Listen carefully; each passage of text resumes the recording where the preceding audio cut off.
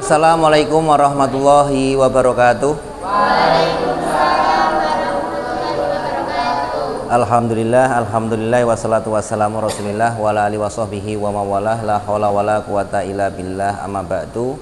Anak-anakku sekalian yang dirahmati Allah Subhanahu wa taala, yang pertama-tama marilah kita senantiasa memanjatkan rasa syukur kita kehadirat Allah Subhanahu wa taala, yang mana pada hari ini kita masih diberikan banyak nikmat. Di antaranya adalah nikmat sehat, nikmat kesempatan, nikmat bisa belajar. Jadi semuanya itu wa ma bikum bi nikmati faminallah, semuanya datangnya dari Allah. Jadi cara bersyukur itu ada tiga. Di antara yang pertama adalah biqouli alhamdulillah. Ketika jenengan diberikan kebahagiaan sama orang lain berupa mungkin makanan atau apapun, itu harus mengucapkan terima kasih. La yaskurullah wa la yaskurun nas. Tidak bersyukur kepada Allah orang yang tidak berterima kasih kepada seseorang yang telah memberikan kebahagiaan. Entah itu diberikan uang, entah itu diberikan makanan, harus bilang terima kasih. Kemudian yang kedua, cara bersyukur itu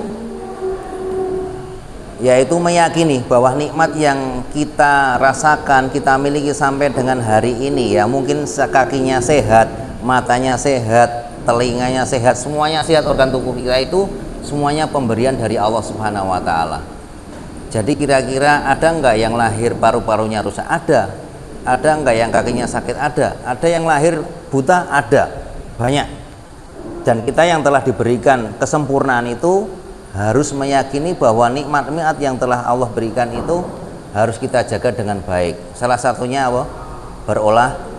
Berolahraga. Membersihkan.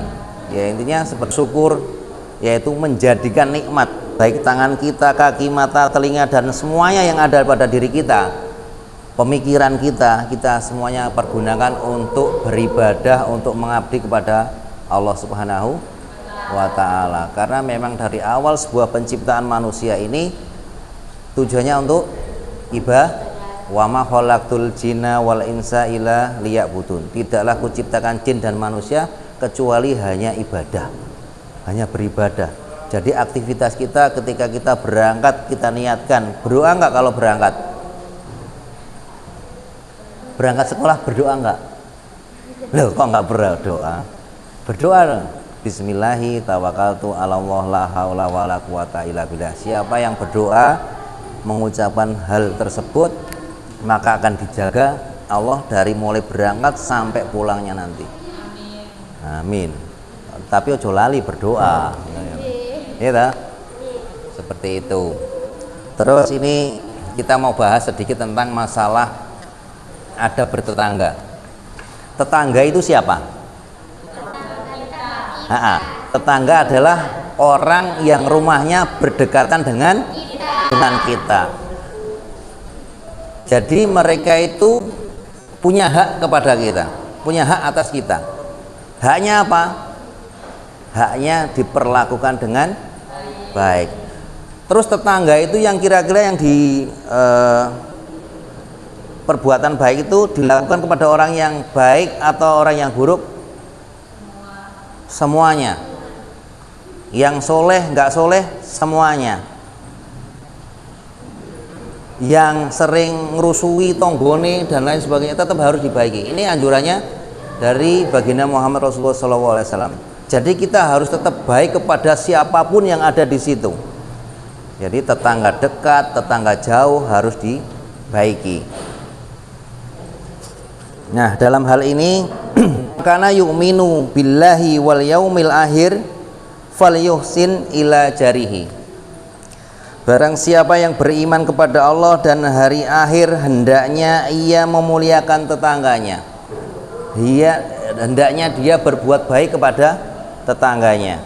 Jadi salah satu bukti keimanan seseorang itu bisa ditunjukkan melalui baiknya kita kepada tetangga.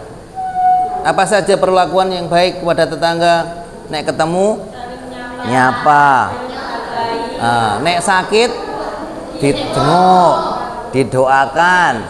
Terus apa lagi? Berbuat baik. Kalau ada makanan lebih, dikasih, karena itu punya hak. Apalagi rumahnya yang paling dekat dengan kita itu orang yang paling berhak mendapatkan itu. Tapi di sini ada prioritas. Siapa yang harus mendapatkan perlakuan paling baik? Ada kriterianya. Yang pertama muslim, gitu. Yang pertama muslim, wajib mendapat perlakuan baik. Yang kedua, dia masih saudara kita, masih ada hubungan darah, itu harus diperlakukan dengan baik lagi. Yang ketiga, masih berdekatan di situ. Ini kriteria yang pertama, itu adalah kriteria yang utama. Kemudian kriteria yang kedua adalah muslim, sama-sama muslim, berarti kita harus baik. Yang kedua, tetangga dekat, ya itu harus diperlakukan dengan baik. Kemudian yang ketiga, bukan non muslim, mungkin istilahnya orang di luar muslim ya. Apakah harus diperbuat? Harus, termasuk memberikan makan dan lain sebagainya, sama. Tapi yang prioritas tadi adalah yang kriteria yang pertama sama yang kedua. Jadi sampai Rasulullah SAW itu menyampaikan bahwa seseorang itu apabila dia perutnya kenyang tapi kok tetangganya masih ada kelaparan, dia itu tidak disebut orang yang beriman. Wallahu la yu'min, tidak beriman, itu dikatakan sampai 3 kali Rasulullah. Kemudian dalam hadis lain Rasulullah SAW menyampaikan, khairu ashabi indallahi khairuhum li sahibihi wa khairu jirani indallahi khairuhum li jarihi. Sahabat yang paling baik di sisi Allah adalah yang paling baik sikapnya terhadap sahabatnya. Tetangganya yang paling baik di sisi Allah adalah yang paling sikapnya paling baik terhadap tetangganya. Yaitu tadi, dari nek ketemu nyapa, ada enggak yang tidak nyapa nek sama tetangganya? Karena nanti ketika kita mempunyai urusan, ketika kita mempunyai musibah, cobaan, pasti orang yang paling dekat itu yang akan bantu adalah tetangga. Kalau mungkin kita punya saudara di Surabaya, di Pasuruan, pasti dia terlambat untuk nolong kita, pasti tetangga itu yang akan nolong kita. Itu salah satunya ketika kita harus berbuat baik kepada tetangga itu, supaya itu tadi, ketika kita mempunyai masalah, kita pun juga dapat pertolongan lebih cepat ya, karena baiknya kita kepada tetangga. Jadi orang yang dikatakan beriman itu bukan hanya yang sholatnya rajin, puasanya rajin, ya toh, sedap, istilahnya amalan-amalan yang semuanya itu baik, tapi nek dia kok nggak baik sama tetangganya, itu juga bisa tidak dikatakan orang yang tidak beriman. Jadi ketika kita melaksanakan keimanan tersebut mencakup termasuk berbuat baik kepada tetangga. Terus ada sebuah hadis, inna fulana tatusolul lail, ada seorang wanita itu bercerita kepada Rasul, ada seorang wanita ya Rasul, dia itu kalau malam itu sering sholat malam, wata sumunahar, jadi di siang harinya dia juga puasa. Jadi orangnya baik apa enggak? Kalau malam sholat, kalau siang puasa, baik enggak orangnya? Baik. Wa fi lisaniha sayun, tapi lidahnya itu sering berkata-kata kasar.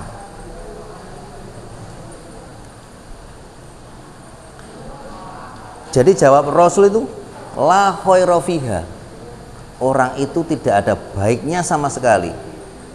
Jadi orang sudah sholat malam, berarti sholat malam itu dia pasti kalau nggak sholat tahajud, sholat hajat ya. Siangnya juga kalau nggak puasa Senin Kemis, wah intinya puasa sunnah ya. Jadi orang yang pasti yang melakukan ibadah sunnah itu pasti yang wajib juga pasti dilakukan. Tapi ketika dia lisannya tidak baik ya, sama orang lain, tuh di jirona hasalito, bahkan ketika dia ngomong itu pedes bahasanya bahwa nyelekit. Jadi kalau ngomong mesti nyakiti orang lain.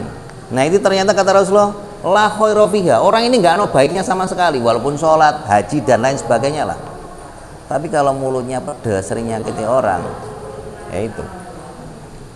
Jadi yang terakhir, orang itu akan masuk ke dalam nerakanya Allah gara-gara dia mulutnya tidak bisa dijaga. Hiya finar, neraka, masuk neraka. Nah, jadi itulah diantaranya kenapa kita harus berbuat baik sama tetangga, termasuk menjaga lisan kita. Jadi kita mulai sedini mungkin kita jaga hubungan kita dengan tetangga kita dengan sebaik-baiknya. Dan ternyata tetangga itu nanti yang akan melindungi rumah kita ketika kita tuh menjadi orang yang baik untuk tetangga kita. Ini ada pertanyaan? Enggak ada? Sudah berapa menit?